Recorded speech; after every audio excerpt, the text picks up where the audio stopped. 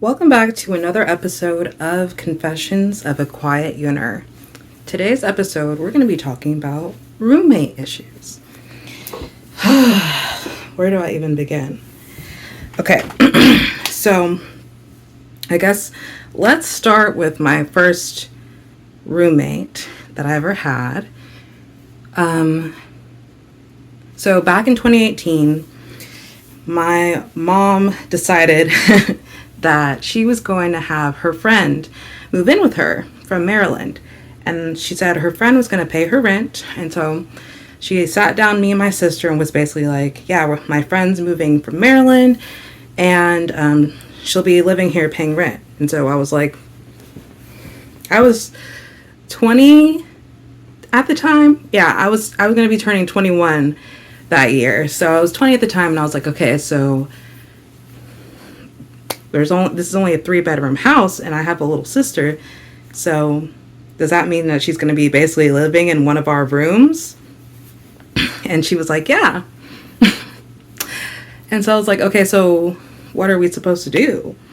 Like, she was like, well, you can just sleep in the living room until your sister goes to college, goes to university. I was like, oh, okay. When is your friend supposed to be moving here? And she was like, she'll be moving here in July. I'm like, okay, cool. I have to find somewhere to live in July. So thankfully, my friend let me move in with her. And I lived with her and her parents. They had an extra bedroom from July until August. And then my sister went to college and I went back home and I stayed in my sister's room for a few weeks. And then my mom helped me find a place to live. And she helped me with like the first month's rent. And then it was my responsibility to find a roommate because it was a 2-bedroom condominium. And she helped with the first month's rent. And then I needed to find a roommate. So I had the place to myself for September of 2018. And then in October 2018, one of my friends moved in with me. And so it was a friend that I had known all throughout high school. I met her. She went to the same middle school as me, but we weren't friends then. And we became friends in high school because we were both in color guard. I think I did a video on this actually a little bit, but we're going to do another video on it. And so we'll just call her Kay. So Kay, it was all good with me and Kay from October of 2018 to April of 2019.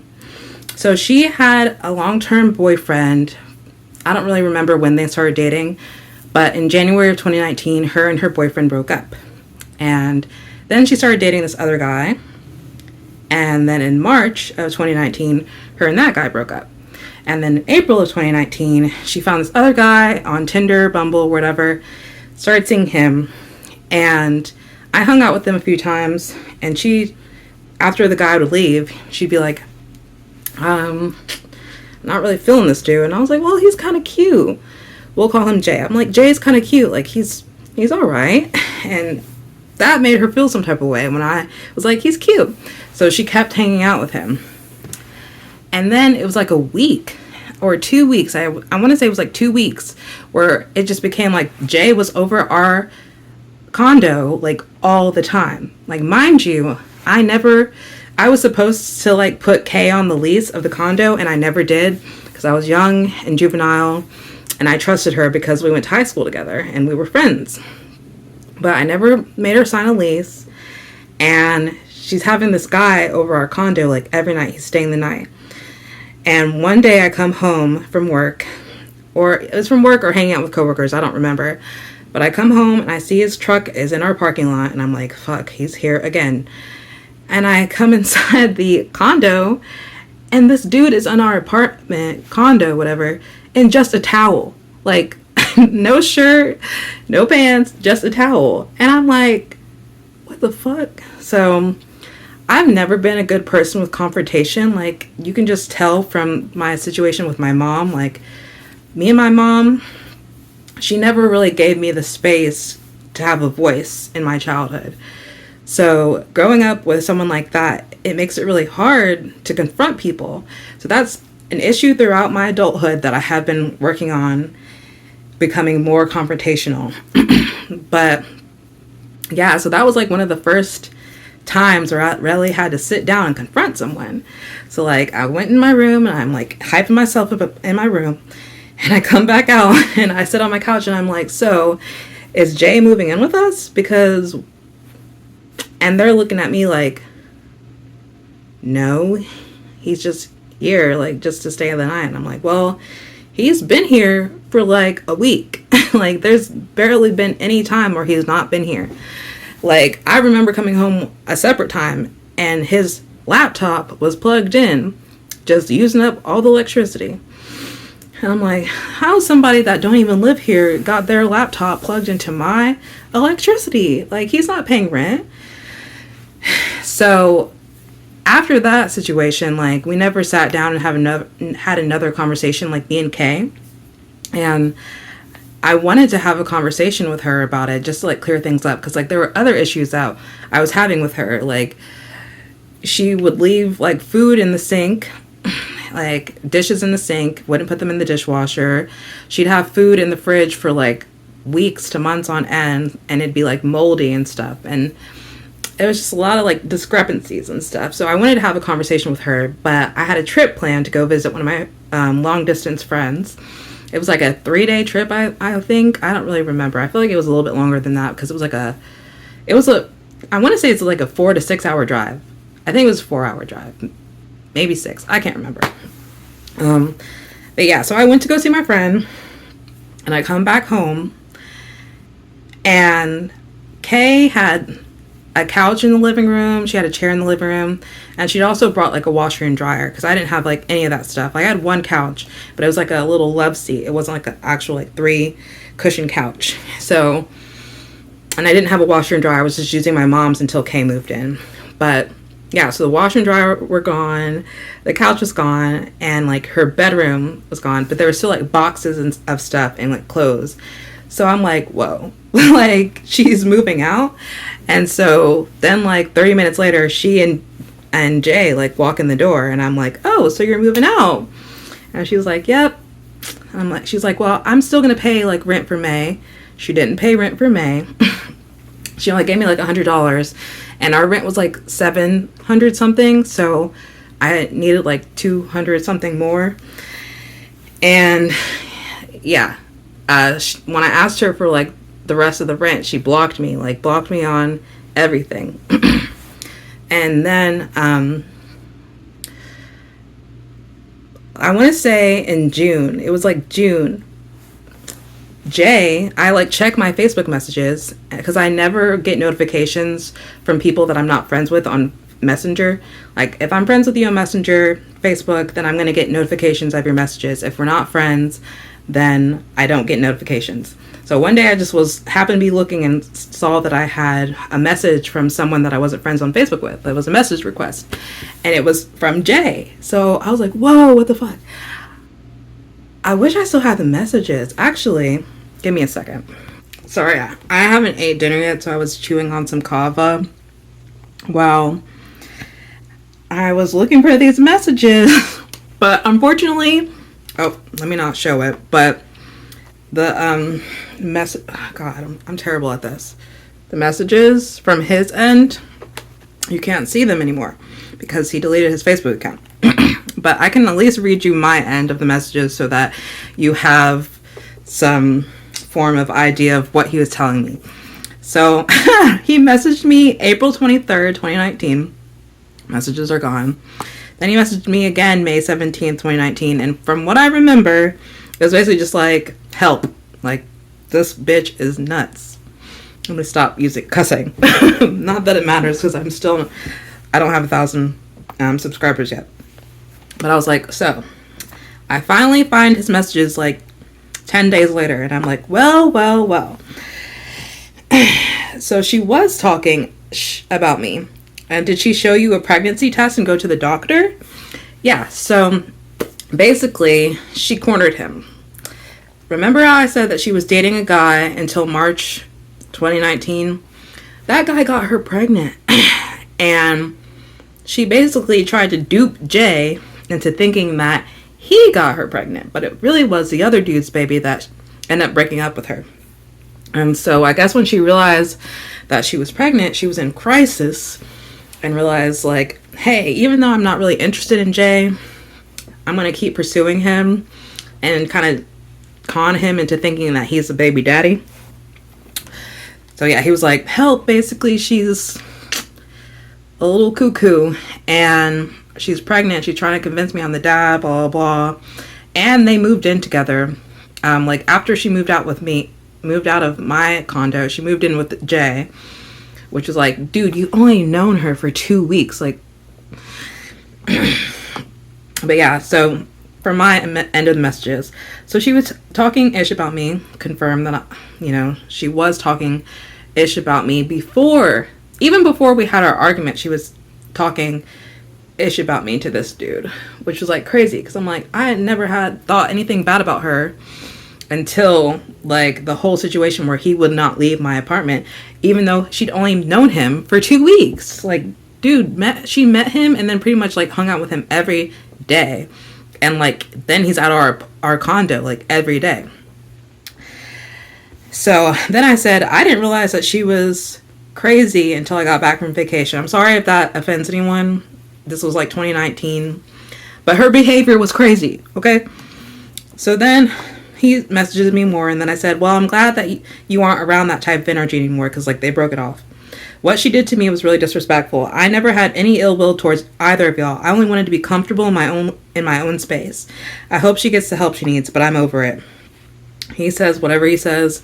Then I say, yeah, she pretty much does that to all the guys she dates, and if she was pregnant before you, that makes sense. Then he says whatever he says. And I said, at least it was only a month. It could have been longer. I'm glad you figured it out quickly enough, though. People show their true selves through their actions. What she did to me was unforgivable. That was a sign. Like, yeah, dude, like, you literally, like, me and him were cool. Like, even besides him staying over in my place, like, every day since the day they met, I had no beef with him. Like, I actually thought he was a cool dude. Like, he was telling me, like, he had done, what's that drug? It's a psychedelic, but he had done like one of those like extreme psychedelics, and he was telling me about his trip and all the things that he realized, and like that's stuff that I'm interested in. So I was like, like, whoa, like, and he was like spiritual and stuff, and I was more spiritual back then. Not that I'm not spiritual now. I just kind of feel like life has kind of led me in a direction away from it, but I need to come back to it because I really need to ground myself. But yeah, like I liked him. He was like a cool dude, but what she did to me was nuts. Like, leaving over an argument about me, like, addressing, it wasn't even an argument, it was a conversation. I'm trying to have a conversation with you about why you think it's cool for this guy to be over our place, like, every day since you met him. Like, that's not cool. So, yeah. Then he said something, and I said, that's how I feel as well. It could have just been a discussion. And I even asked her if she was okay before I went on vacation, and it could have been discussed then, but she said she was fine. See, I don't even remember. I asked her if she was okay. Like, I wanted to have a conversation with her again about the whole thing just to clear it up, because I don't want to have, like, I don't want there to be any bad energy in my living space. So then he said something, and I said, yeah, she's always says she's good at confronting people, but she would just rather talk shit than actually discuss anything. She's really immature. He said something else. I said, but after all this, I hope she's okay and that things work out for her somehow. See how nice of a person I am? People treat me like crap, and I still wish them well. Like, I'm a little bit less like that now, but at the end of the day, like, I don't need to harbor that energy. Like, you really don't need to, like, harbor it. But anyway, we're going to get it all out here. So then he said something else, and I was shocked by whatever he said. I said, yeah, that's emotional abuse. I'm sorry. I hate that. I wish that she hadn't blocked me on everything and we could have had more communication, but oh well. Then he said something else, and I said, she just wants to be in a relationship because it gives her a false sense of stability. But yeah, all the guys have to chase her. He said something else, and I said, Kay's job called me today. Oh, this was our last communication. He said something, and then I said, in June 6, 2019, I said, Kay's job called me today and left a voicemail asking me to ask her to come to work. Do you know where she is? That was like, give me a second. I'm going to have my little bite of kava. Because, like I said, I literally got off work, ran home because I'm just like, I'm having issues with my roommate and I need to rant and get it out. But yeah, I'm going to take a little bite of food and I'll come back. Yeah, that's good. Okay. Yeah, so her job had called my phone and left a voicemail. I guess I was like her emergency contact or whatever. And he left me like 5 messages. So I don't know what they say because he deleted his account. It's so stupid that Facebook will delete messages like if the account's deleted, but I guess the data is like associated with the account, so when it's deleted they just delete it. And also it's been, God, it's almost been 6 years since this happened to me. Anyway, so then I said, damn, okay, well, I'll let them know then. Do you think she's actually pregnant? She was pregnant. She gave birth to that kid in December. I have not seen her since, but I've heard through the grapevine. That's the other guy's name. Okay. So then he said something and I said, I mean, I wouldn't be surprised if she was pregnant and it was the other dudes, to be honest. Yeah, she definitely needs help. I told our mutual high school friends everything and they said she might be schizophrenic because it shows up later. I'm going to look through these messages and see if there's anything else worth reading to you guys before I continue. Okay, so, oh Lord. This is a precarious situation, Radar. Radar is my roommate's cat. He's the only reason that I'm still somewhat enjoying living here. He's the light of my life. Come here, baby. Oh, come here. Oh. This is Radar. He's upset. See, I told you, Ray, this was a precarious situation. We've got the ring light here, and then I have another tripod because the tripod that my ring light is on is too tall because it's on my bed. Yeah. Anyway, so he said something and I said, yeah, I know, but I would like to know if someone is unstable enough to leave me in an unstable living situation. Then he said a lot of things. And then I said, yeah, you're right. I mean, I actually did ask her before I left for vacation if she was okay. I wanted to talk to her, but she never gave me an opportunity because she was always with you. And when I asked her if she was okay, she said she was fine. So I don't know. I could be displacing blame, but whatever. There's only so much I can do. I'm sorry that she put you in the same situation, but I'm glad you were able to get out of the contract and find a new job. So yeah, basically, like I said, when he messaged me, like being like, what the hell? She'd done the same thing to him. Like, they moved in together. She started showing all the signs that I was not aware of. Give me a second. I'm going to fix this. But yeah, so they moved in together. She started acting wild. And he was able to get out of their contract and dip. Thank God. But yeah, I was like, I'm glad you were able to get out of the contract and find a new job. I'm proud of you. I'm sorry she was so emotionally abusive as well. When you guys had that first argument, the way she treated you was not right, and I was honestly surprised you came back. Yeah, they had like, within the 2 weeks that they knew each other, they were having like arguments and stuff. I don't know exactly all the details, but like I said, apparently it was not an okay argument. But this cat, give me a second, y'all. My roommate's cat likes to use my cat's litter box, and I just bought new litter. So I would be so mad if he uses that litter box, but I managed to catch him. Stop coming over here, Ray.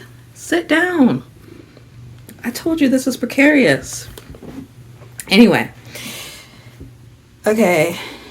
But yeah, I said, but there's always a lesson to be learned, and I think we all three learned one. I'll check when I get off later. I don't know what I was checking for. Then I said, yeah, my gut says it's not your kid though.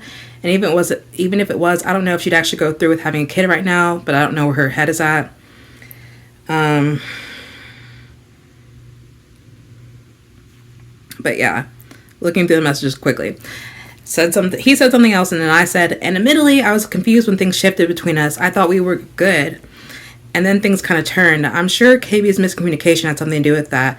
and I was very aware of her jealousy. I would have liked to continue to develop our connection otherwise, but everything happens for a reason. I'm always here if you want to talk. Yeah, I guess, like, that's what I was talking about. Me and him had a good rapport. Like, I wouldn't say that I was, like, interested in him, but, like, I thought he was cute, and she was jealous, you know? So then that pretty much wraps up everything between us. Like, we talked for like a second. He said he was going to Puerto Rico. He invited me to come out there. I'm actually considering like going to Puerto Rico this year if I can like make it work. I need a vacation.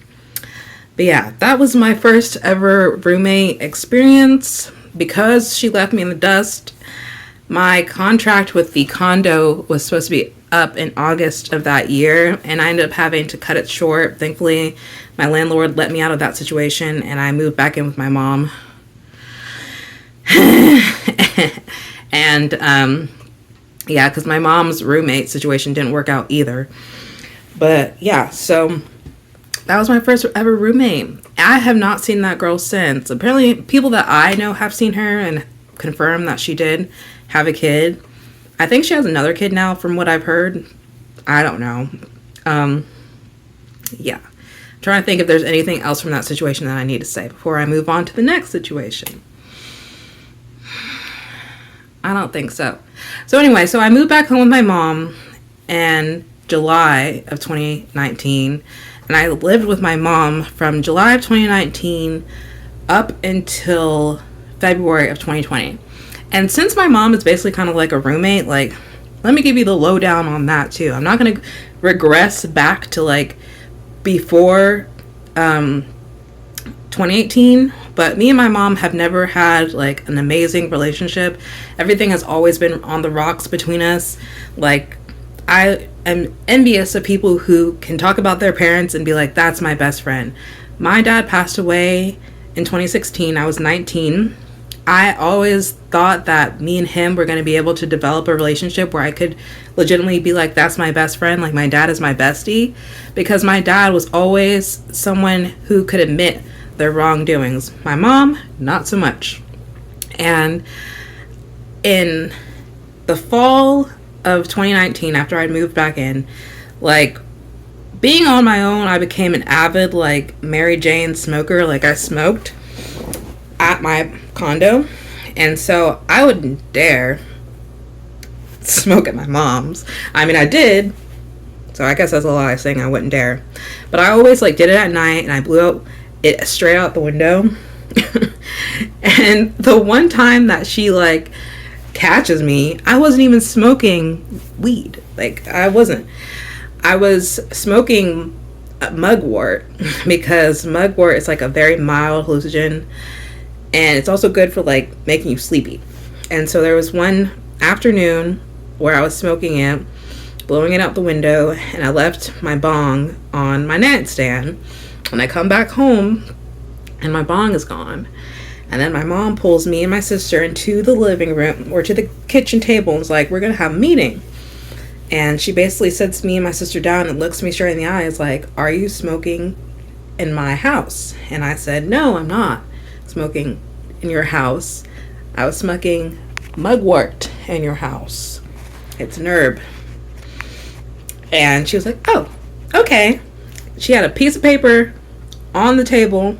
She folds it up, puts it away, and deuces. Like, she literally left the house. So me and my sister find the paper, and it was literally like a list of what she was going to say. There were questions, and like starting with, are you smoking in my house? And then going down the line. So basically, if I had said yes, I was smoking in her house, the next step was, I'm going to call the police on you. I'm going to call 911. So, yeah, that's my mom. When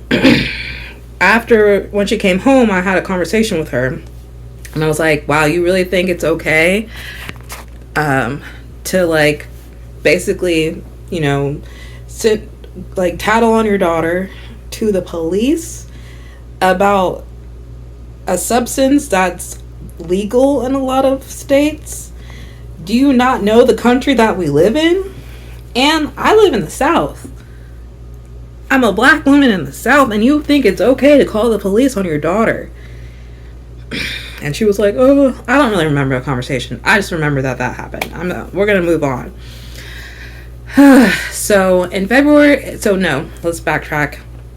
In September and October and November of 2019, I was an extra in the movie called A Week Away on Netflix.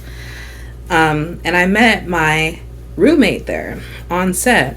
The film was filming in Nashville, and I live in Alabama, so I went to Nashville for a week because I was like, I'm gonna go and be on set. I had quit my job, and that was my income. I'm gonna go be on set. I'm gonna be an extra. And I met my roommate there. Me and that roommate, she's also a K. Me and that roommate, we were cool. We had a good time in Nashville. I lived in Nashville for a year and a half. I moved there at the end of February, and I left Nashville July of 2021. And we had a good time, but she is a person that I would not trust with some information. She's just she's a person that you can go out and have a drink with and have a good time, but that's not your best friend. That's not your best friend. And so I'm just going to leave it at that. I don't really think I need to get into that because it's not really a roommate issue. But we lived in a house, we rented rooms in a house where the landlord lived there. That was an issue. I don't really remember all the drama that I had with that landlord. But let me tell you, when I went back in November to be on the set of A Week Away, because I went back home in October, and then I came back in November for more dates. And she was like, oh, come up here, come stay at my house. There's an extra room in our house. You can just stay here. That way you don't have to rent an Airbnb. And I'm like, okay, cool. So I get to Nashville again, and I ring the doorbell, and the landlord opens the door, and he just stares at me. I'm like, hi, I'm here to see Kayla. And he's like, okay. He lets me in. And I'm about to go upstairs because I know where her room is.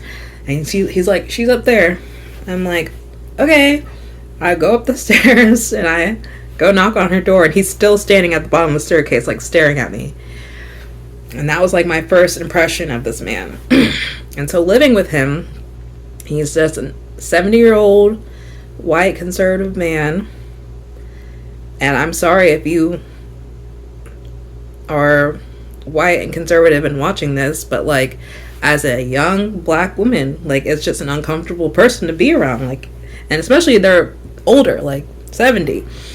It's just uncomfortable. Okay, but I lived there for a year and a half, and he would pretty much I pretty much just stayed in my room there, and that's also kind of my situation here, but we'll get there. And he just pretty much took up the rest of the house. There was really no other area in the house that we could go except for our rooms. And even the kitchen would just be uncomfortable because the kitchen was off from the living room, and he pretty much lived on that couch. And just lived on that couch watching Fox News. And so there was a door that you could close that was between the living room and the kitchen. But it was just so... It took me so long to warm up to living there. I did not want to go in the kitchen because I didn't want to have to speak to him, and I didn't have the awkwardness of being hi, hello, how are you doing today, close the kitchen door so I can have some privacy. And then I'd be in there making my food and stuff, and he'd open up the door and come in there and talk to me, and I was just I don't really want to talk to you. But yeah, it was just uncomfortable. And there was another situation that happened where my roommate ended up sticking up for me to our landlord. I don't really remember what happened, but I was thank you, that was real of you. I said, she was not a terrible roommate, but she's just that's a whole nother video on our friendship. Just some of the things that she did that just made me be oh, that's who you are as a person. But that's maybe I'll do a video on it, maybe I won't. But yeah, so most of my issues with my second roommate situation happened to be with just the fact that the landlord lived there. And he would like text us like long messages like complaining about us, and became increasingly uncomfortable for both of us to be living there. She'd been living there for like longer than me, and that was like a family friend of hers. That's how she even knew the man. And she even was like uncomfortable with some of the things that he would like text us and stuff, just complaining, like, and it wouldn't be anything like valid to complain about. He would complain about my cat. Like, when I first moved there, she kind of had free reign to like roam over the house and stuff. And like, he seemed to like her. He would like pet her and stuff. But then he started complaining to me about her coming in his room, which valid. But like, close the door. Like, she won't come in there if the door is closed. So it was just like things like that. And this on top of the fact, like I said, I'm a black woman living with a conservative white old man. So it was just like not the best situation for me. And then towards me living there, like me and her were kind of getting rocky. And it wasn't like, again, anything that she was doing. It was just like her behavior was increasingly annoying. And I think it was just time for me to leave. Like, it made me upset because one time she had switched over.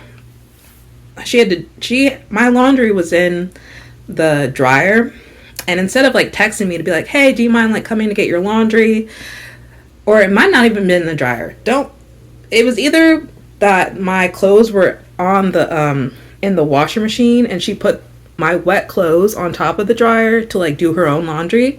It was either that or she put my dry clothes on top of the dryer. I can't remember. But I know that my clothes were like on top of the dryer, and I was like, whoa, like not in a basket or anything. And I was like, okay. I was so mad about that because she could have just texted me like, hey, I need to do laundry. Do you mind getting your clothes out of the dryer or the washing machine? Because girl, like, I forget it. I have ADHD. Just send me a text. But the fact that she didn't do that, it made me feel some type of way. And it was like, that was kind of like the last straw on top of her other behaviors that made me kind of realize, oh, that's what kind of person you are. And so I've kind of like built that wall with her where it's kind of like, you're just a person that I will hang out with and have fun and have a drink with, but like, you're never someone that we're going to be besties. Like, it was like when I first met her, like I was like, oh my god, she's so cool. Like, she's very social, knew a lot of people, she has a lot of followers on Instagram, and I was like so in awe of her. But the longer that I got to know her, I was like, I don't like that. So yeah, I moved back here and lived back in with my mom again. And things with my mom were okay for a little while. Like, I ended up doing some house sitting gigs like that from trusted house sitters, and then Mind My Home, I think that's what it's called. So those house sitting gigs are free. Like, you basically just do it to travel. Like, so I went to Colorado in September of 2021, and I went to California after that. Like, it was pretty much back-to-back house sits. And I went to California, I went to Oakland after Colorado, and I was gone for like a month and a half. And then I was going to come back. So then I had to come back to Alabama for like 2 weeks. And then I had friends in Hawaii that wanted me to come out there, and they like paid for my ticket. And I was going to be gone for like the rest of October of 2021 into November of 2021. And my mom was upset because when I originally came back to live with her, I told her I was going to pay rent, and I ended up not paying rent. And then she was upset that I wasn't even paying utilities, and I didn't properly thank her the way she felt I should have thanked her for taking care of my cat for like basically a month and a half. And she felt some type of way about that. So then that was like our major issue in 2021, moving back in with her. Fast forward to November of 2022. Now, back up a little bit. In August of 2022, it was August of 2021, before I went on my house sits. I'm back here in Alabama doing my thing, going to the gym, and I run into one of my old coworkers / friends, and she's there with her boyfriend, and like she's like, hi, like, oh my god, you're back here. And I was like, yeah, I didn't really want anyone to know. But yeah, I'm back in town. And so we started hanging out again. So fast forward back to November of 2022. I actually did a video on it here where I ranted. I might have privated it though. But basically, my mom sits me and my sister down and is like, I want you guys to start paying rent. And then a couple days later, she hands over a contract to me, November 1st of 2022, and it's like, sign this. And I'm like looking at it, and it's basically like, you're going to start paying rent January of 2023. And I'm like, okay, cool. And I put it on the table, and I go to my room. And then she comes and knocks on my door, and she's like, here's the contract, sign it. And I'm like, well, I just wanted a few days to think about it. And she's like, no, you don't need a few days to think about it. Sign it now. And I'm like, why do I need to sign something that's saying that rent's not going to start being collected until January 1st? It's November 1st. Why do I need to sign this now? And that, she just started going off on me. I don't really remember everything that she said, but I just kind of sat there and patiently listened to her and rebutted some of the things that she said calmly. And that set her off even more, to the fact where like she slammed my door when we finally ended our conversation. But she kind of just brought up things like issues that she was having with me, like that. I'm like, why wouldn't you have a conversation with me about this before now? Like, it was like, I do remember her saying, like, she was like, you don't do enough stuff around the house, like, but like, you just need to ask me. Like, I'm not the type of person that loves to clean. I don't love to clean. And so I clean when it's like to the point where I'm like, well, like, this is disgusting. And that's not everything. Like, don't get me wrong. I keep my room like tidy. Do I vacuum enough? No. It gets to the point where I realize my cat's litter is on my feet and I'm like, ew, I need a vacuum. Is my bathroom disgusting? No. But it gets to the point where there's like, skin cells on the tub, and I'm like, that's nasty. I need to clean my tub. Or there's a ring around the toilet, and not the toilet seat, but like, you know how it gets the ring in the toilet, and I'm like, ew, that's nasty. Let me scrub. Like, it's not on a weekly basis. Like, every Saturday on the dot, I'm cleaning my bathroom, I'm vacuuming my room. But it's like, you know what I'm saying? It's the ADHD. It's the executive dysfunction. I'm nowhere as dirty as some other people, but I do have faults. I'm here admitting them to you. But yeah, so my mom was like, you could sweep the porch, you could vacuum more, you could sweep the floor in the kitchen. And I'm like, just ask me to do it. Why are you like coming at me all hostile about this now, when that could have been a conversation weeks or months ago? So we end our conversation November 1st, 2022. November 2nd, 2022, she wakes me up at 7 in the morning, busts up in my room at 7 in the morning, and is like, if you don't sign this by tonight, you're gonna have to move out Saturday, and I will help you pack. And slams my door and goes to work. And I'm like, okay. Like, I had a bad feeling about it when she left my room November 1st. I was like, oh, she's mad that like I'm trying to have a calm conversation with her, but she's escalating it, and she's not getting the response from me that she wants. Like, she wants me to get upset and get angry, and I'm just not that kind of person. Like, I don't like having yelling matches.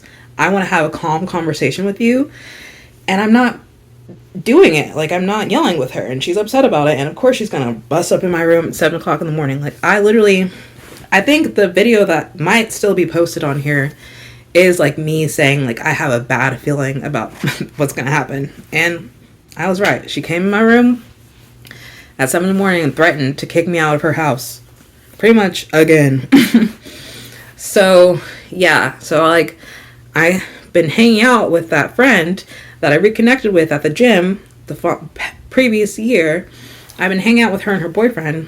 And so we hang out again, and I'm just kind of venting and telling them my situation and stuff, and they're like, oh, well, they come back a couple like weeks later, and they're like, oh, well, we're actually gonna need to sublet our apartment. Like, do you want to sublet it from us? And I'm like, cool, like, that's what I'll do.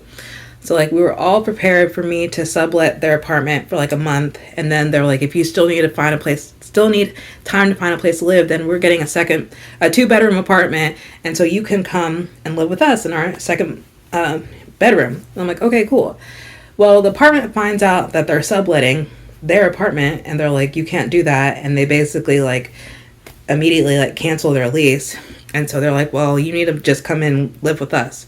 So that's what I do. I come live with them. And it goes fine for like 3 months. We all are neurodivergent, ADHD. They suspect that they're autistic. They've never had a formal diagnosis. But yeah, so I'm living with my friend and her boyfriend up to now, like currently. And yeah, so it's fine for like 3 months. The only thing is we don't have a working dishwasher for all the way up to like April, of 2023, because we're in 2023 now.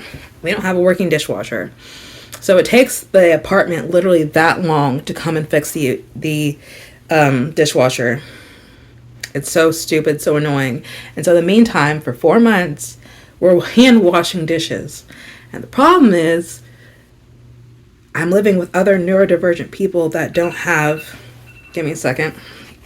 So yeah, the problem is I'm living with other neurodivergent people I just want to say, I feel like their ADHD is worse than mine, because they're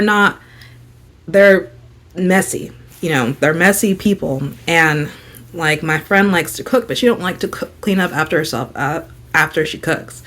So like she would cook and a sink would just be piled up with dishes. And I'm like the main person, like I want to say like 70% of the time, I'm the one hand washing these dishes. And it just kind of grates on me, but I'm like, I'm thankful that they're letting me live with them. I'm not trying to like rock the boat or anything. Like I'm so grateful that I had a place to live. Like up to this day, like I'm still grateful. Like I'm still grateful that I have somewhere to live. But it's just to a point where it's like I have got to find somewhere else to live as soon as possible. Like I'm just so over it. I'm over it.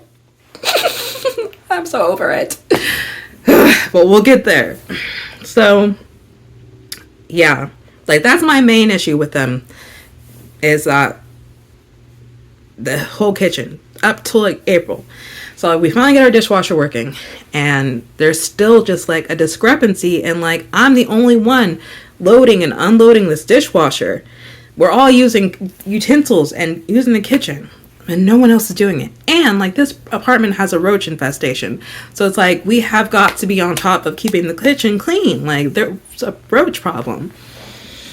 But yeah, so as far as like the little issues like coming up to now, like that is like our main one, right? It's like they're messy and not cleaning up. And like also I'm in their space most of the time, so like there's also like this feeling of like I'm just feeling like it's not my space too, it's their space, and I'm just a guest even though I pay rent,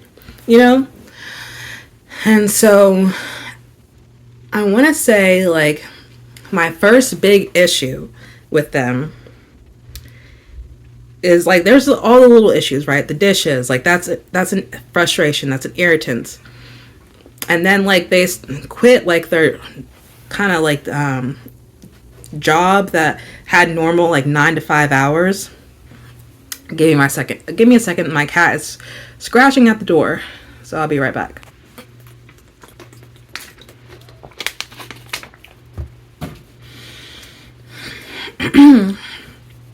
So they quit their job that has like 9 to 5 hours. So then they start working as bartenders. And then there's an issue where just like they're coming home later, and like their sleep schedule's like shifting from mine. And then they're also kind of loud at night. Like the girl roommate, we'll just call her Mary. Mary just talks loudly, and the walls here are so thin. So it's like when I'm ready to settle down and go to sleep, but they're still up and awake in the living room, it's just like loud. And like they listen to their TV shows loudly. So like there's like just a discrepancy there, right? There's just normal roommate issues. So I'm not mad at them. I'm just upset that I have to live with people, I don't want to hear you talk loudly. I don't want TV loud. I don't want to have to clean up after you in the kitchen. Just like the normal roommate frustrations. Until the point that I can think of that really made me think, oh,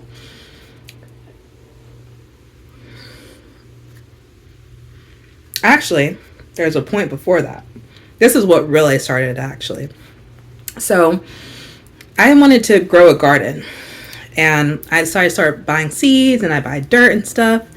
And so I had my little starter plants inside the house. And I planted flowers. And they were not blooming. Like, they were taking a minute to bloom. But I was just going to give them time to bloom. And then one day, I come home, and she tells me, oh, I potted something else in that pot because your flowers weren't growing. And she just basically like hijacked my dirt and my pots that I bought and put her seeds in them and threw my shit away. That was the first issue where I was like, mind you, I'm still a recovering people pleaser. I still have issues with confrontation. So I didn't say anything. I wish I did. It doesn't bother me now, but like bringing everything up, it's kind of like, really? Why would you think that was okay? You didn't buy that pot or the dirt. Why are you planting your seeds in it without consulting me? Okay. I'm just getting so many notifications. Sorry. I keep looking at my watch. But what the fuck? So then the big thing that I can remember right now that happens. Like I said, they started working at a bar as bartenders. And one day, me and her boyfriend / roommate, I'll call him Andy. Mary and Andy are my roommates. So me and Andy are in the living room having a conversation, and I don't remember what we're talking about, but we're just talking and chilling and having a good talk. And then we hear the key in the door, and she walks in with a teenager, and she's like, hey, I brought teenager here to buy weed from us. Oh, this kid was 15. 15! She thought it was okay to bring a teenager to our apartment to buy weed from them because he couldn't get in contact with his own dealer.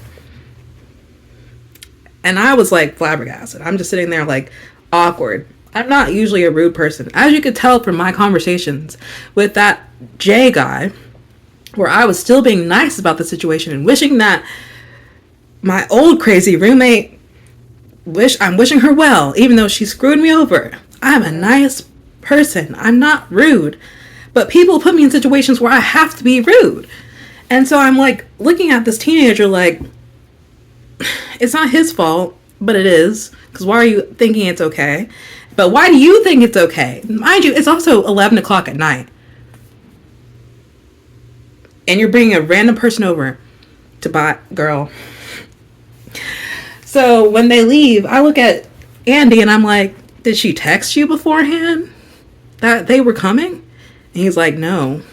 And I'm like, oh, I'm not going to get in the middle of y'all's relationship. But that would have been a big fucking deal with me.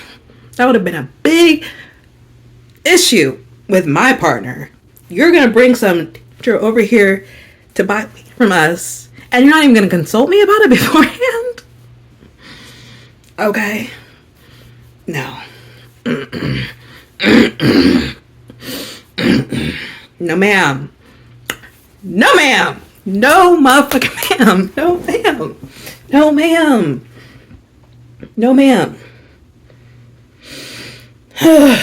So, yeah. Like, even after the fact, like, I would go to their job and, like, drink there and stuff. And I talked to that teenager afterwards. He was a cool dude. Did it concern me that at that age, that young age, he's already doing drugs, talking to me about his acid trips? Yes, but he was cool. I mean, I don't condone ish that he's doing at that young age, but, like, he's not my child. And he was a cool guy. Like, you know what I'm saying? But I did not like the fact that, you know, that happened. But I digress. We move on. So After that, again, the same issues still. The dishes, the messiness, the clutter. They have a lot of stuff, and our apartment is small. And so I just feel not as comfortable here, you know? And so, moving on. I'm trying to think. Let me come back. Let me gather my thoughts. Okay, so I really don't think anything like else major besides her bringing that teenager to our apartment has happened until like the next event that I remember.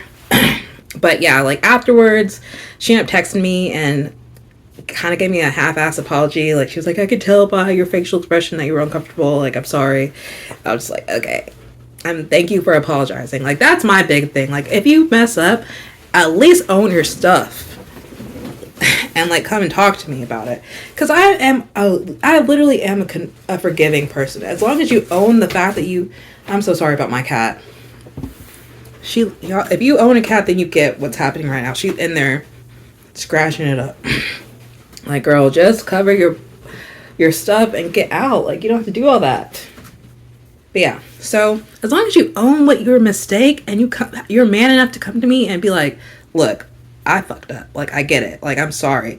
I am gonna be like, we all make mistakes. Like, as long as like it hasn't been a consistent issue where I've had to talk to you about it consistently and you're still doing the same thing, I will forgive you and we can move forward. But yeah. So then, again, the same issue. Dishes, clutter. I'm uncomfortable living here.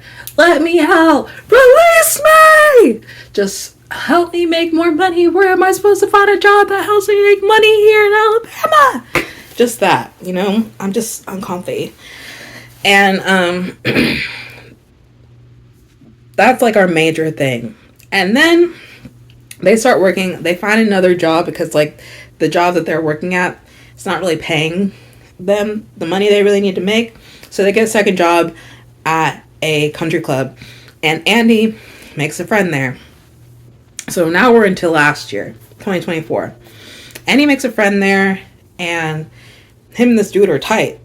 And then one day, I'm in the bathroom, blow drying my hair, talking to myself because I love to talk to myself. I'm literally all those TikToks where it's like me at home, literally having conversation with myself, talking to myself like, yeah, that's right, blah, blah, blah, exactly. Like, that's me when I'm by myself. I literally talk to myself all the time. You can call me crazy. I don't care. I kind of am. So I'm like in the bathroom, blow drying my hair, having a conversation with myself. I turn the dryer off and I hear Andy's voice. I'm like, I don't think that Mary's home right now. She shouldn't be, but maybe she got off work early. So I go out I had to water my plants. So I go out into the to the living room, and Andy's there with another dude. We'll call him Jack. I've never met Jack before. I look at my phone. There's no text message from Andy letting me know, hey, I'm bringing a person home. A man. So I pull Andy to the side. I'm like, hey, like, I don't care that you brought Jack home. I didn't know his name was Jack at the time. I don't care you brought Jack home, but can you just give me a heads up? Like, can you just text me and be like, hey, I'm coming home with a friend, so I don't just walk out into the living room and see a random man on my couch that I don't know as a woman. You know what I'm saying? It's uncomfortable. And we're grown. You know, there's things that I did with my first roommate. I had friends over all the time without consulting her. And if you're watching this, Kay, I'm sorry. I should have had a conversation with you. That is not okay to just bring random people to the place that you have roommates with and not be like, hey, like, at least let them know that someone else is going to be at their place. I just think that's respectful as an adult, as a real adult now that I'm in my late 20s. I think it's respectful to let people know that there's going to be people at your place. So anyway, cool. He's like, yeah. I'll let you know next time. It's so inconsistent. I would say like 5 times out of 10, he lets me know that Jack is coming home with him to hang out. It's gotten a little bit better. Maybe like 7 times out of 10. But yeah. a big inconsistency with communication about it. And that's another irritation with me. And then there was one night, I'm chilling on the couch, and it's 12 o'clock at night. I'm watching TV. I'm like, ooh, they're going to be out late tonight. Hey, I get to be home by myself and take up my space in the living room. Because now it's to the point where, like, I just be hiding out in my room. Like I said, at least my room in Nashville was, like, big. Like, I had space. My cat had space. And that's another irritant. My cat and my roommate's cats don't get along. And there's a discrepancy there with me and my cat because I love Radar and he spends a lot of time in here and she hates him. It's been over 2 years and she still hates that cat. But I don't care. Me and Radar have a bond.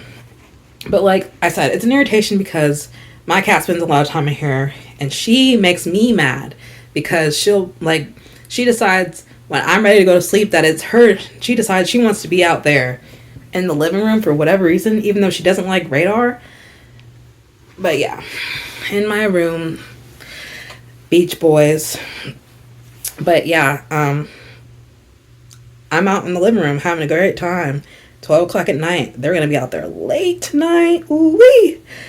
I hear the key in the door. I'm like, oh, God. But they walk in with Jack at 12 o'clock at night. And I look at my phone again. I'm like, and this is after we've had a conversation about letting me know that you're going to bring someone home. We had a conversation with it about it. You said, yes, I'll let you know. It's 12 o'clock at night at midnight. And you did not text me that you're bringing Jack home.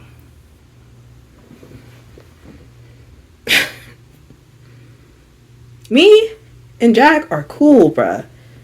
I like Jack. He's an alright guy. There's a discrepancy now.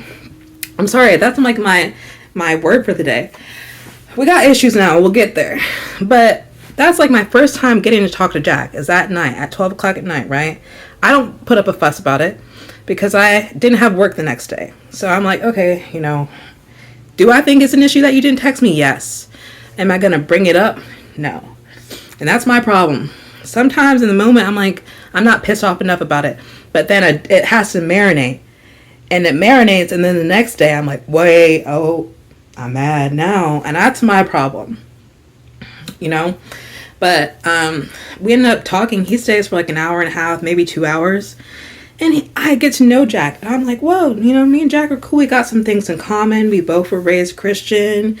And yeah, like Jack's a cool guy, and I found out he's gay. So I feel a little bit better about the fact that Andy brought Jack home that first time without letting me know. I'm like, okay, at least he's a gay guy and not a straight guy coming into my apartment without any warning. But yeah, me and Jack are cool. And then a week later, I'm going to sleep, and they come home. And it's like this week where I had early mornings like every freaking day, 7 days straight. Early mornings. And so it's like late and they're being loud out there. And I thought I heard a third voice. And so I'm like, why do they have someone over again late at night without letting me know? I thought I heard a third voice. My bad. I text them in the morning. I'm like, hey, trying to be nice about it. Like, can we just like have boundaries around having late night guests? I'm like, let's just have a discussion about it beforehand if we're going to have someone over past a certain time, because sometimes I have to get up early and I would just like, us to talk about it so that I have an early morning so you don't bring people over late at night. And then I get a response from Andy and it's kind of just like passive. He's like, it's like, I don't want to say it was exactly like this, but it was like, kind of like, we can take that into consideration. I wish I had the messages pulled up right now, but since I'm filming on my phone, I don't. But it was passive, like very passive. And I was like feeling uncomfortable because, again, they are nice enough to let me live with them. They're a couple trying to live by themselves. And they let me move in with them to help me escape my mom. But like I've been here for like almost 2 years and I still kind of feel like I barely live here, I don't have a lease. I'm not on their specific lease. I have like a specific lease with them. y'all help me. Like, oh my God, help me. Please pray for me. Like, help me manifest a place to live. I beg. But anyway, so it was just like a very uncomfortable conversation over text. Like, I texted both of them, and so he's like kind of passive, and then she finally responds, and she's like, yeah, we can do that.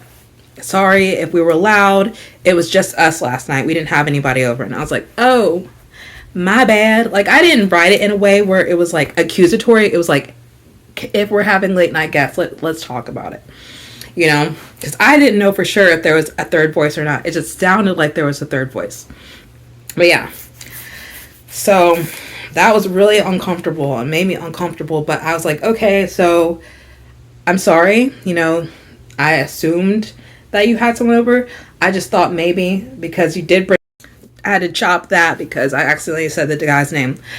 But I'm like, I'm sorry that I assumed that you brought someone over because you did bring Jack over late last week. So, you know, just still, like, going forward, can we have a conversation about it? And they're like, yeah.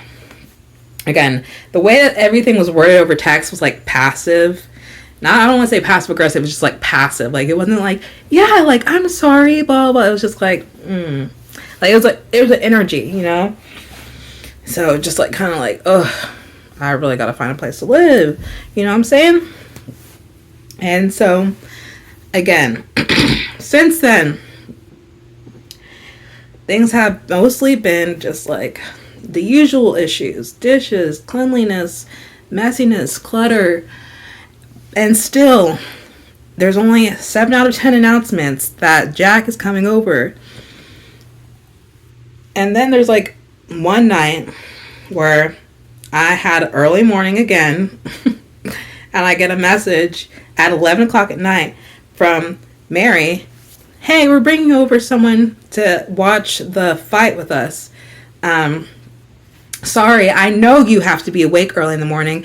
We won't be loud. She knew I had to be awake early, and she still brought someone over late at night. I'm just like, okay. At least you told me, but like you knew. Like I had complained about it to her that day. So she knew. You knew! And, yeah. Still stuff like that, you know? But I had booked some house sittings in town that actually got paid me. It's like, I don't do house sitting for free anymore. Like, so I was like, I just got to make it till these house sittings, okay? And then I'm going to get a break. Hallelujah! I still have to come home and check on my cat, make sure she's loved and fed. But I get a break. I don't have to live with these people for like 2 weeks. Ugh, glory. Ugh. Until this week. Monday. Andy's birthday is this past Monday. Okay? So she pulls me to the side a couple days before Monday. I want to say it was Saturday. She pulls me to the side. She's like, I'm going to do a surprise birthday party for Andy. We're going to have like 8 to 10 people over. It's going to be from like 7 to 9. Low key. You know, just a heads up. I'm like, okay. It didn't really feel like an invitation to me to hang out with them and their friends. So I just kind of took it as a heads up. Like, I'm letting you know. I'm like, cool. And I'm like, what are y'all going to do? Like, she's like, oh, we might play games. We're going to drink. And then we're probably going to go out afterwards. Because, you know, I don't like people being in my house late. I'm like, yeah, cool. We're on the same page then. And then she's like, my friend's going to come over and decorate. Can you let her in? I'm going to take Andy out to do something while she comes over and decorates. And I'm like, sure, I'll let her in. Like, I could have done that. You know what I'm saying? Does it feel like an invitation to y'all? Did that feel like like, hey, like, I'm throwing Andy a surprise birthday party, you know, like, you're more than welcome to hang out with us, like, something like that. It just felt very much like I'm letting you know, more than, like, you're included. So, Monday rolls around, she takes Andy out, and then her friend comes and knocks on her door, 6:30. It's very awkward. I had met her before because she works with them. And that was when I was like actually going to that bar and like getting drinks and stuff. I haven't done that in like over a year. But she didn't remember me, which is fine. Like I didn't expect her to. I just barely remembered her. Like I knew her face, but yeah. So like it was, since it was so awkward, I was not dressed. I had already kind of decided I wasn't gonna be involved in the party. I was in my pajamas. I already taken a shower, so my hair was wrapped, and I was chilling. Like, and I think that also kind of made her feel weird, maybe because I wasn't dressed. I don't know, but it was uncomfy. So I just hid in my room, and I like was eating, so I went back into the kitchen to like unload the dishwasher. So it was unloaded so that all the dishes could just go into the dishwasher. Did they go in the dishwasher? No, they went in the sink. And yeah, so the party starts around like 7:30 because they were late, and everyone's out there. I hear everybody having fun, talking, chilling, whatever. They end up staying there until like 10:30. Around like 9:30 though, I hear Mary loudly say, "You can just stay the night. You can just stay the night here." I'm like, "I'm staying the night." I'm like waiting for a text on my phone. No text. Nobody's informing me of nobody's staying the night. Nobody's informing me. They finally even go out around 10:30, like I said. They come back at 1 in the morning, drunk as fuck. I hear Andy slurring his words. They're all like trying to corral him into their bedroom. And it's just a mess. And I hear more than just one voice of someone that doesn't live here. I hear two voices of someone that doesn't live here. So I'm just like, there's two people staying the night? And I hear her being like, babe. Like that's what she kept calling her man. Babe, I need you to get into the bedroom. Babe, we have 2 couches. We only have 2 couches, babe. And we have 2 people staying. So they need the couches, and I need you to go to the bedroom, babe. And then I hear her say to one person, they have a double today. So, because Jack and Andy work together, like I said, they have a double today. So, yeah. I'm like, what is happening? So around 1:30, they finally get Andy in the room. Around 1:30, I'm like, I gotta piss. So I go out there and piss. And I hear Jack say, Melody, come here. So I go out there, and he's basically like, Bella, where the hell you been, loca? He's like, Melody, where the hell have you been? I'm like, I didn't know I was invited. And then Mary's like, oh, I thought you knew you were invited. Of course you were invited. You live here. This is your space too. I'm sorry. Like, I thought you knew. And I'm like, look, even though the way I'm saying it makes it kind of feel like I don't know the right word. Like, I believed her in the moment, you know. I was willing to believe her. And I still kind of believe her that I was invited, but like, I accepted her apology, right? But she was drunk, so she was all like, I'm sorry, like, can I have a hug? So I hugged her, we hugged it out, right? I was willing to forgive and forget and move on. And I ended up staying late because I was wired, so, and I'm writing a story right now, so I'm like on my laptop typing it out. I got my music in my headphones. I can't really hear when I have my headphones in, so I'm in there like typing it out. I still kind of hear people because they're just that loud, like out there, and I hear drinks being made and stuff, so I'm like, Lord, they're getting drunk. It's 3 o'clock at night. They still awake? They got a double in the morning. God damn. I'm typing it out though. Around 3:30, I'm like, I think I should finally settle down for the night and go to sleep. Take out my headphones. I'm turning out all my lights in my bedroom. They're still out there talking loudly. I get in my bed. I can't wait to go to sleep. I hear blah, blah, blah, lube. Here's the lube. The lube? Girl, I know I did not just hear lube. I didn't hear that word. That TikTok sound. I didn't hear that. I didn't hear that. He doesn't have a job. She has 3. He doesn't have a job. I didn't hear that. I didn't hear that. That's the timer for the cream cheese. I gotta go put it in the fridge. I'll be right back. So yeah.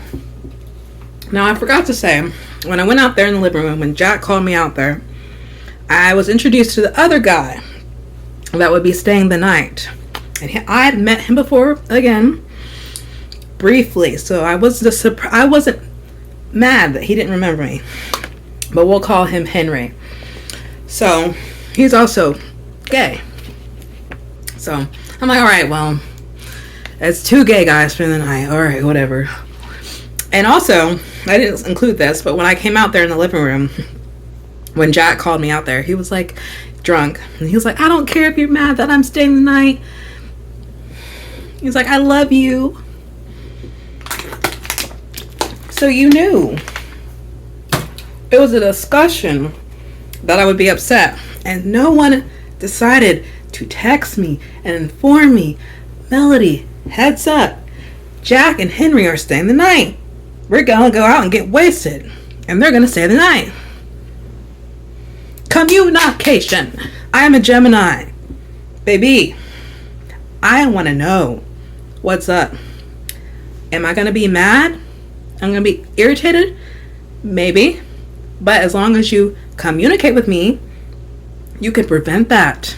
You can prevent it all up, blow up with me by communicating to me. What is happening? What's the deal? What's the dealio? What's up? Melody, I don't care if you're gonna be mad. I love you. All right, Jack. We good. We cool. We see each other. Anyway, so yeah, 3:30. I'm in my room. Lay my little head down. Here's the lube. I didn't hear that. I heard that. I go and I sit by my door. Like I said, the walls are thin. They're thin. I can hear everything. If you're talking loud enough, I can hear you. I hear her going in and out her bedroom.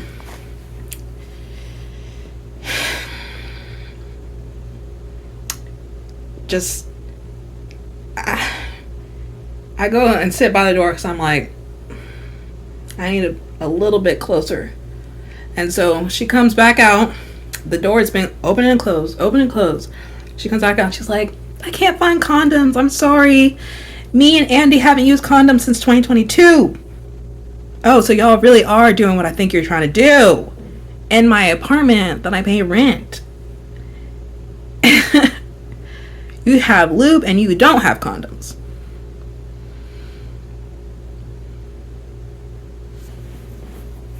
She goes back in the room and I start hearing kissing sounds. I'm like, I know I'm not hearing this. I didn't hear that. Baby, I heard it.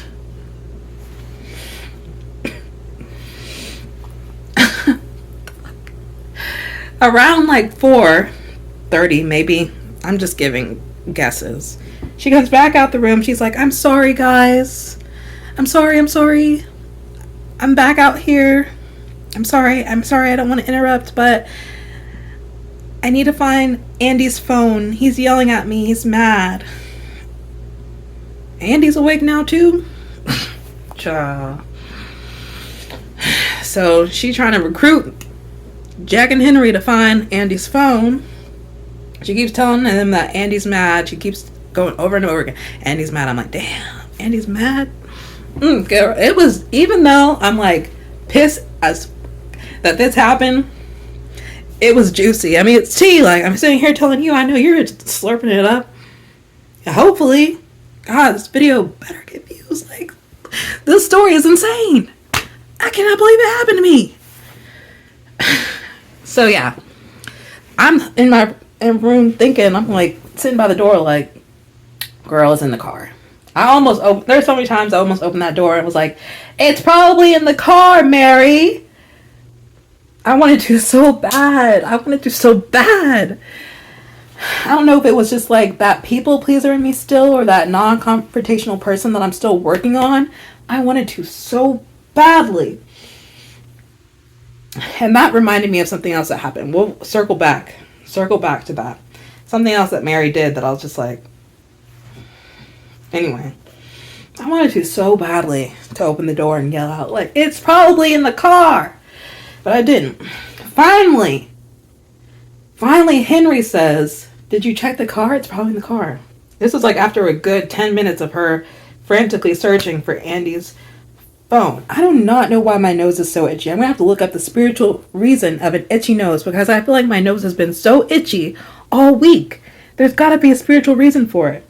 Let me look it up on my iPad real quick. Okay, quick little segue. Spiritual reason of an itchy nose.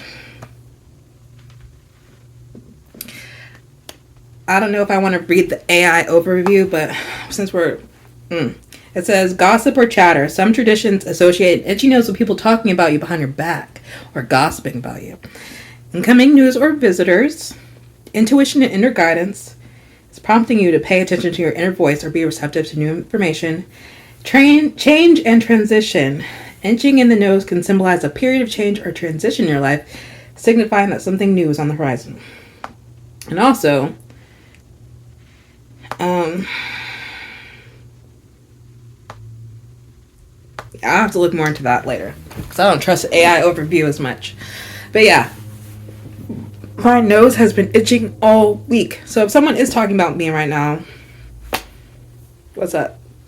Anyway, so yeah, Henry finally is like, did you check the car? So she goes out there and checks the car, and she finds the phone.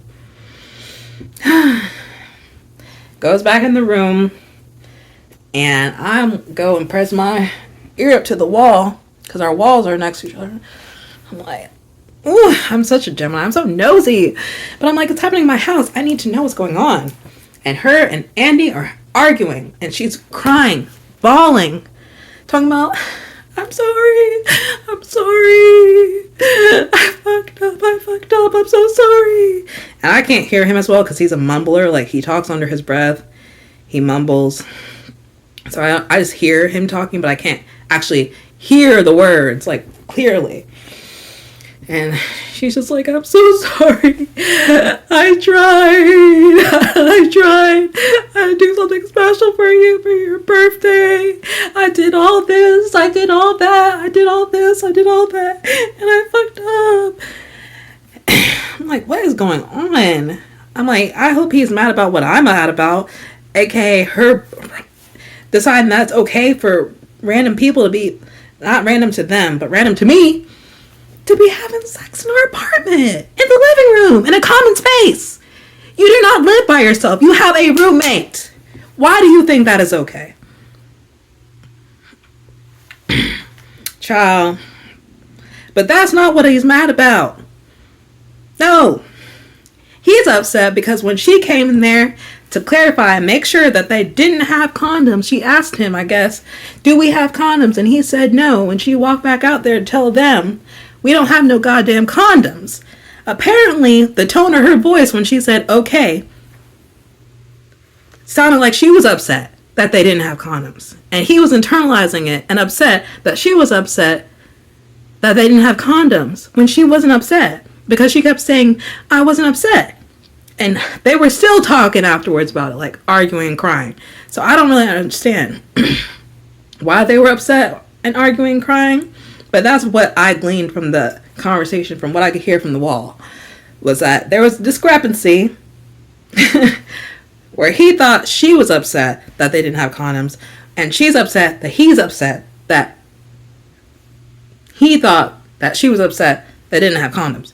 When she was upset that he was mad, but she was never upset with him that they didn't have condoms. That's all I could glean from the conversation from the wall, baby. So at this point, it's 5 o'clock. And I'm hearing kissing. And then they're going and using my bathroom to piss and wash their hands and stuff. And I'm the whole time thinking, oh my God, what is going on out there? Are they touching each other's buttholes and going in my bathroom to wash their hands? I'm like, how are they going to have random anal sex in our apartment? You have to douche for that shit, don't you? I'm like, ugh.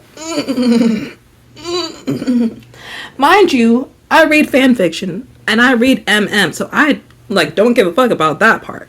I give a fuck that it's happening in my apartment, in my living room. If you're in your space, common space, have all the anal sex that you want to have. I don't give a fuck. But you can't be in my living room and then going in my bathroom to wash your hands and piss and all that. That's nasty. Ew. Ugh. Mm-mm.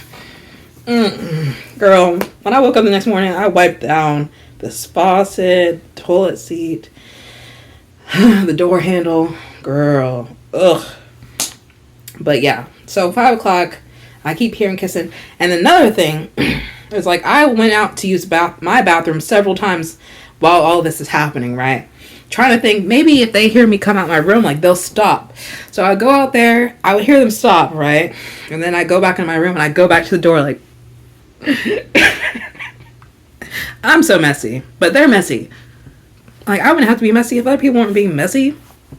But yeah, so, and I would keep hearing Henry say, like, we should stop. Henry was saying to Jack, we should stop. And Jack's like, no, like, no. Like, what are you going to do? Like, what are you going to do? No. I don't want to stop. No. We should stop. No. What do you want to do? Like, you know what I'm saying? Like that. Like, very, yeah. Kind of felt like coercion, you know? I don't know if I said that right. I hope I did. So I was uncomfy because I'm like, Jack, I thought you were a cool dude, bro. This guy keeps saying no. Like, why do you keep trying to encourage him to do stuff? Like, are you that down bad for real? And then I was even hearing Henry say, yeah, Mary told me that you liked me, you were interested in me. But then, like, I guess when I came around, like, you were acting different and blah, blah, blah. And just like, yeah. And then Jack would be like, no, like, I do like you, girl. I was like, what's going on? And then I would hear kissing, and I'm like, ah. And then I hear, no, we should stop, we need to go to sleep. And then kissing, and then, no, we should stop, we need to go to sleep. Kissing, stop. 5:30 in the morning. Mary is still in the bedroom crying. Jack and Henry are still in the living room making out. It's too much. Baby. I'm like, I need to lay down. I'm tired. It's almost 6 o'clock in the morning, so I'm like, let me go and lay down. I get in the bed. I check one more time on the wall. They're finally asleep. Why do I hear crying still? Now Jack is out there crying. Talking about, he's Mexican, so he's out there crying, talking about Trump and how they coming for him. They coming for the undocumented. You know what I'm saying? And I feel for him. That shit sucks. And he's out there crying to Henry about it. He's like, you don't understand my family. I'm like, damn.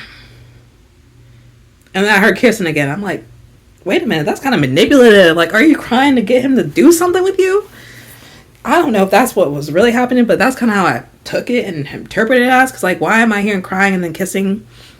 Then more crying? Babe, they didn't go to sleep until 7 o'clock. Finally, 7 o'clock. I hear them quiet. I'm like, finally, I can go to sleep. Because I am a light sleeper. My mom and dad did not condition me to sleep through shit. They didn't play the vacuum while I was sleeping as a baby. I was not conditioned like that. And I'm a night owl anyway. I need the house to be quiet for me to go to sleep. So I cannot, I promise you, I tried to go to sleep. When I was said, like, around 5:30, I was like, I'm tired, I need to go to sleep. And I tried to lay down. And then I started hearing crying again, so I went and checked to see if that was Mary crying. But no, it was Jack that time crying. Yeah. Alright, 7 o'clock. 9 o'clock. Burn. What the fuck is that noise? Brr. It's an alarm. It's Jack's alarm to get up to go to work. I'm like, get girl up off my... That's not my couch, but still. Off the couch and get your ass up and get to go to work. You stayed up till 6 in the morning, almost 7 o'clock in the morning, trying to get laid when you have work in the morning. That's crazy. That's insane.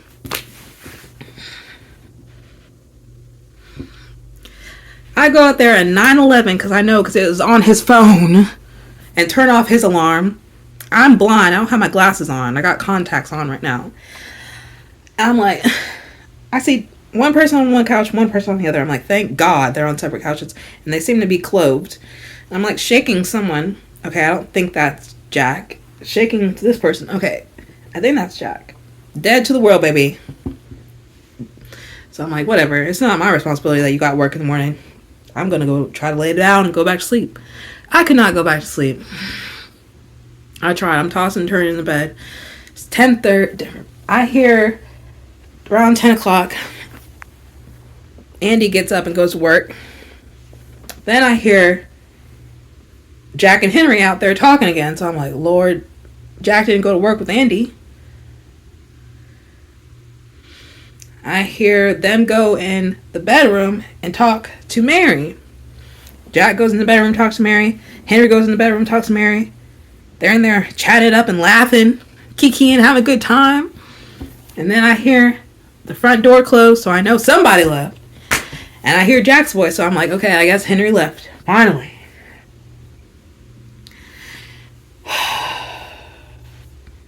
I'm starving. I've been hungry since probably 4 in the morning, but I was going to try to sleep it off. But since I've basically been awake all night, it's 10:30 now. Not now, then Tuesday. And I'm like, I got to get up to go to eat something. Let me wait. 11:30 rolls around. I'm like, all right, I think I should just go out there and find something in the fridge to eat, and then maybe I can go to sleep now that I've been fed. So I go out there. I'm digging in the fridge, find my food, because the fridge is another issue with my roommates. That's something I forgot to mention, is that the fridge is a mess. An issue that I have with them is that they will go and spend like hundreds of dollars on groceries and still buy food, like DoorDash and Uber, or like go pick up something to eat. And the fridge will just be like 90% of the food in the fridge is their food, and it's a mess. It's not organized at all. And I have like a little bit of space that I keep my food then like in that corner of the fridge, and they'll still like shove their stuff on top of mine, and that irritates me. So yeah, that's one of another issues that I have. That's not like a big enough issue for me to come up here and complain about like this issue is. That's just another irritant that pisses me off, that makes me want to be like, I need a place to live. But this is like a major event, right?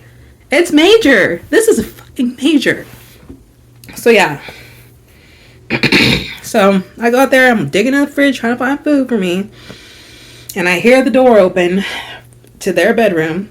I'm like, oh, God. And out comes Jack strolling over. He's like, hey, Melody. Hey, Jack, how are you doing? He's like, I'm fine. He's like, so, after you came out here and talked to us, like, did you hear anything? I turn around, like what? He's like, well, like, like, did you hear anything? And I'm like, well, Jack, I did hear, I keep trying to say their actual name. I did hear Mary. No, ma'am. Sorry, my cat likes to chew on my purse. And like, I just bought a new strap for my purse today because she chewed the purse strap of the other one to the point where like it would keep coming out the buckle and I didn't have a catch. She chewed the catch off. Like, I'll show you. Like, here's the strap on this. She chewed this part off. So like this would just keep coming undone randomly. Like I would try to put my purse over me and it was just undone because it didn't have a catch. And then like I bought a new strap, and I was supposed to cut. I threw away the other strap, but there was like this thing was like, it didn't have, what is this called? It didn't have one of these. The old strap didn't have one of these. It was kind of just like this attached to this. And so I was supposed to just cut that part off and release it. But I cut this part off instead. So now I have to sew it after I'm done with this video. Anyway, so I'm like, that's why I clapped loudly, like, do not chew my new purse strap. God, that cat. Girl. That's why I'm like, I cannot wait to find my own place so she can just have a whole apartment to herself and run free and not be in my room making me mad all the time. Anyway, so like, I'm like, Jack, I heard Mary come out here and loudly announce, like, girl, if you wanted to keep it on the down low, you should have went out there loud, like, hey, here's a lube. Girl, you're in the hallway saying, here's the lube. So I said, yeah, I heard that.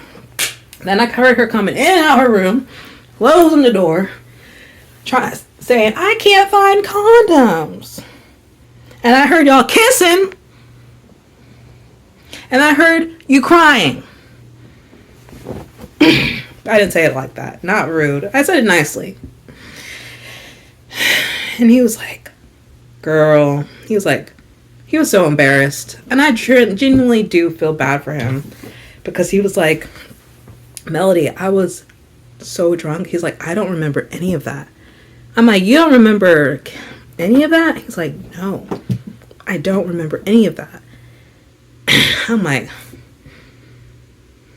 and he's like, and I don't even like, he's like, that's not even company that I would keep. Talking about Henry, y'all.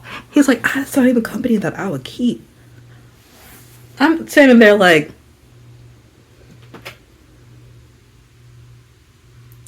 in my mind, I'm like, wow, that's crazy. That's crazy. That's insane that you would say that when you were all up on that man. That man kept saying no. He kept saying stop. Dubious consent. Very. The whole situation. And you gonna come out here and say that's not even company that you would keep? You lied to that man. He was calling that man baby. I forgot to say that. He kept calling that man baby too. I could hear their voices are very distinct, different. So I know Jack's voice and I could know the difference between Henry's voice. And Jack kept calling Henry baby. And then that was a whole crying spiel where I'm like, it felt kind of emotionally manipulative to me. And you gonna stand in my face and tell me that's not even company that you would keep? Baby.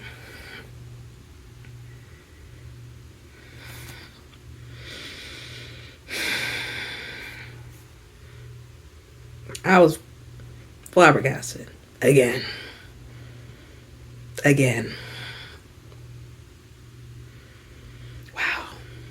Wow. And he was like, yeah, I don't remember any of that. I was like, you don't remember crying? He's like, I kind of remember crying. I'm like, And he was just like, I was just drunk. Like, I was blacked out. I'm like, wow. And he said, I'm so sorry. He was like, that was disrespectful. I'm like, yeah, it was. But thank you for your apology. Thank you for apologizing. Seriously. Like, dead ass. Thank you, Jack. If you ever find this video, and you know very well that I'm talking about you, Jack, thank you for apologizing. Because like I said, if you can own your ish and come to me and apologize, I'm gonna forgive you. I am. I don't like to hold on to shit. And if you can come up to me and be a man and tell me you're sorry when you know you fucked up and you know you disrespected me, that's real. And he apologized to me. And even though I'm very iffy on his character now, because I'm like, one, I'm sorry if you're watching this and you're this kind of person, to go out and get blackout drunk on a regular basis, that's concerning to me. And it's a character flaw to me. I have never been that drunk to where I didn't know the choices and decisions I was making. That's concerning. And you need to figure yourself out. I'm sorry. I am judging you. I am judging you. You need to know your limits, because that's not okay. That is not okay to get that drunk to where you're making choices and decisions that in a sober mind you would not make. And you know it's a problem, and you know you need to get help. Find a substance abuse hotline, please. I might need to put one in the description. I'm sorry. I should probably come from a world-loving place from that, because I'm a One Direction fan, and like addiction is real. You know what I'm saying? Like the whole thing with Liam Payne. Like, I'm grieving him for real. Like, for real. Like, I cry about it right now. I'm so serious. Like, I'm so serious. I'm so serious. I don't want to be on camera crying about Liam, but I'm so serious. Like, that really affects me to this day. I'm broken. I'm heartbroken about him, so seriously. But that's a whole nother topic. But like, seriously, if you have issues with the substance abuse, like, please get help. Please. Because getting drunk to that point where you're not even comfortable with the decisions that you would make that drunk sober is not okay. And Jack told me, like I said, that he would not keep that company, and he was being serious about that. Like I genuinely felt bad for him, because he told me too that he was celibate, that he's been celibate for 2 years, and that he's waiting for the right person. And he said that Henry told him that they only kissed. So I guess nothing actually seriously happened besides making out. But I mean, I heard Jack like pushing for more. Like, I'm serious. Like, that was real. I didn't really share that with him during our conversation, because I could tell that he felt bad enough about what happened. And I was kind of already like on the verge of like, yeah, that happened. Not really comforting Lee. Like, after he like, cause he sat down on the couch, it was kind of like, and I was like, okay, like, I should probably try to comfort him. And I was like, are you okay? Like, are you good? He's like, yeah, I'm all right. I'm like, okay. And I ran off to my room. And so, I ran off to my room, and I'm in my room eating. All right. Yeah, I'm in my room eating my food, and I hear, no, before I ran off to my room, actually, Jack went back to Mary's room, Mary and Andy's room, to like talk to her. So I go back in my room after the fact. I like finish eating in the kitchen, and I put my food away, or I put the dish in the dishwasher. And like I said, there was a sink full of dishes, even though the dishwasher, I have a label on it, because like I had to buy one, because I would be unloading the dishwasher and they would never check to make sure the dishwasher was actually like dirty, and they would just put their dishes in the sink. So I finally bought one of those signs that you can flip that says like clean, dirty. So it said clearly on the dishwasher dirty, and she still didn't put her dishes in the sink, or she didn't put them in the dishwasher rather. So I put my dish in the dishwasher, and I go back in my room to try to get some sleep, and I hear Mary and Jack in their bedroom talking, and I can't really, I'm not at this point trying to listen in, but like I said, if you talk loudly enough in this apartment, like, this is a voice, like the level that I'm speaking at, anybody that actually was here, like, they're not home right now, that's why I'm so free to talk, but anybody that was actually here, if you were in the living room or if you were in the bedroom, you would be able to hear every single word that I was saying, like, without having to even spy, like, you could hear. But yeah, I could hear her clearly say, because she talks loudly, like, if I was having a conversation with someone like right now, I probably wouldn't be talking as loudly as I am. It'd probably be like more like this. I'm kind of like talking animatedly for the camera. This is how I talk. Like, it's not an act. Like, this is who I am when I like you. And so if you're watching this and you're someone I know and you're like, wow, Melody doesn't talk like this to me, I probably don't like you like that. But like, if you were my friend, like, I would talk to you like this. And the camera, you're my friend, you're my guest, I like you. So I'm going to talk animatedly to you. But yeah, so the level of voice I'm talking at is kind of how she always talks. And so I can hear everything that she says unless she's whispering. And even then, she's kind of a loud whisperer. So if I tried to listen in, I could probably hear her whispering and what she was saying. That's just how thin the walls are here. So I hear Jack say something, and then I hear her loudly say, oh, well, I was just trying to be that mom that's like, here's the condoms, here's the lube.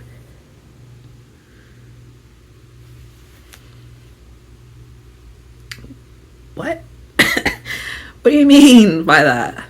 I mean, like, yes, as a mother, I don't think it's okay at all to like shelter your kids, because I was a sheltered kid and I was actually born with common sense. And so even though I was sheltered, I never went and acted out and went crazy when I got out from under my parents' thumb, because I got too much sense up here, you know? Like when I was sat down in school and they sat down and told us about STDs, that scared me off having sex. Like, not to the point where I'm not like willing to do it like before marriage. Like I would go out there with the right person that I actually care about, because I'm kind of like demisexual, where like we have to have a connection.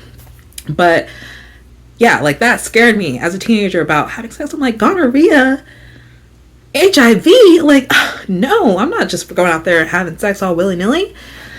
And then, you know, when they had the whole like what do they call it, dare, that scared me off drugs for a little bit. It didn't scare me off like weed. But it did scare me off like acid. Like, I was scared when I was a little kid about LSD, baby. I was like, oh my god, it melts your brain.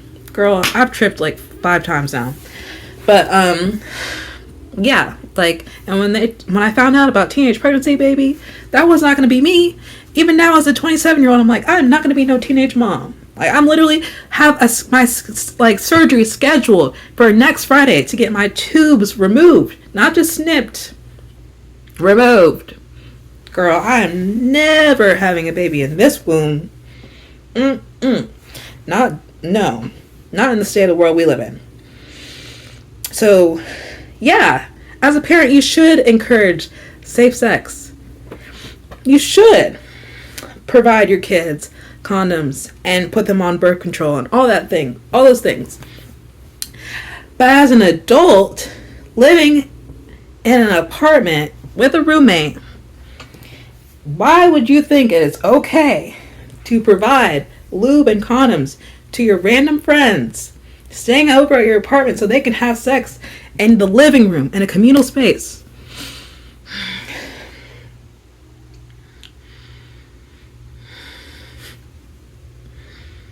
Girl, I'll never know. I'll never understand, because I'm not going to have a conversation with her about it. We haven't talked. Me and her. Like, when I come home from work this week, I've literally been like, hi, hello. Like, I'm still going to be cordial. But, like, I don't consider that person my friend anymore. As soon as I find my own place to live, I'm blocking them. Like, I'm so serious. I'm so serious. Like, I don't know you anymore. Like, it's to the point where it's like, I don't know you. And like I said, I've worked on confrontation, so it's not like I'm scared to confront her about it. But this is how I feel, okay? Like I said, there's been so many issues where I just felt disrespected living here. Like, you don't respect me as a person if you're doing this stuff to me. Disrespect is inconsideration is disrespect, and that's my problem with them, is they are inconsiderate. Mary and Andy are inconsiderate of people that they live with that aren't each other.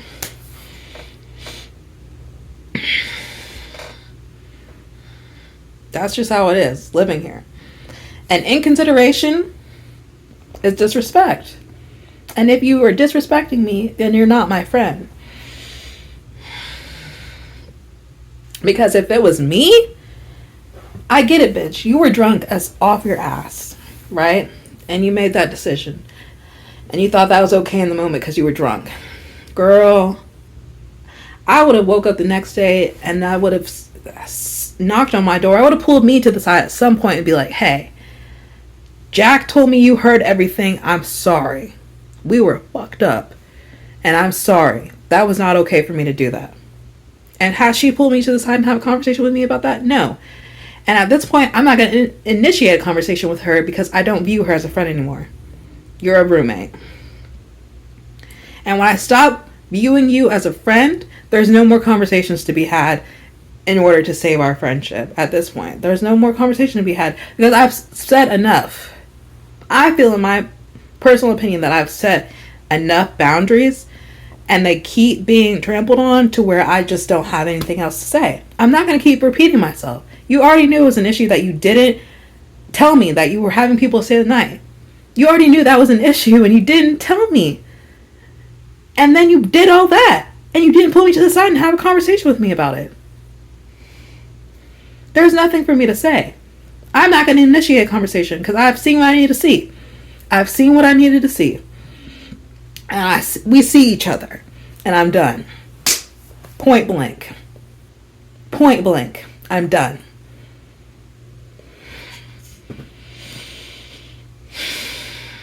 So yeah. That's my issues with my roommates. And then the other thing that I had remembered that I was like, oh yeah, that was another thing that had bothered me, was that when I was working on my garden and stuff, she was also inspired by me deciding I wanted to start a garden here. I had bought containers. I bought 9 storage containers, and I drilled holes in the bottom of the containers and I filled them up with dirt and I planted seeds in them. And I've had a legit garden. I had cucumbers last year. I had tomatoes the year before that. Tomatoes didn't really do good last year, but I have sunflowers. I've had we had lettuce, everything. I was for real. I was growing stuff. But yeah, so we did gardens 2 years in a row. The first year I lived here and last year. And the first year I had a set of bowls, mixing bowls in the kitchen. And I come home one day and I see my big mixing bowl filled with dirt. I'm like, girl, I told her, I was like, don't use my mixing bowl for garden stuff. You have your own set of stuff. Why would you think it was okay to bring my stuff out there? You have your own stuff. You have your own mixing bowls and stuff. So that was that was a discrepancy, right? We talked about it, whatever. And then also, I had, when last year, or the year before last year, when my sunflowers died, when it came winter and my sunflowers died, she had gone out there and yanked them all out. And the roots were covered in soil. And I was like, can you please, if you're going to do that, shake out the roots. So the soil so we can keep the soil. I'm not going to keep buying bags of soil. Soil is expensive, especially as much soil as I needed to fill all the containers I bought. So it was little things like that, little irritances like that built, on each other. So that when the big moments happen, it's I'm done, And like I said before, the whole thing with her planting her seeds in my flower pots drove me mad. It's just things that have been driving me mad about living here that I'm just now this Monday happens. Girl. Yeah. That's my roommate issue, y'all. Thanks for listening. Thanks for watching. I hope that you enjoyed it.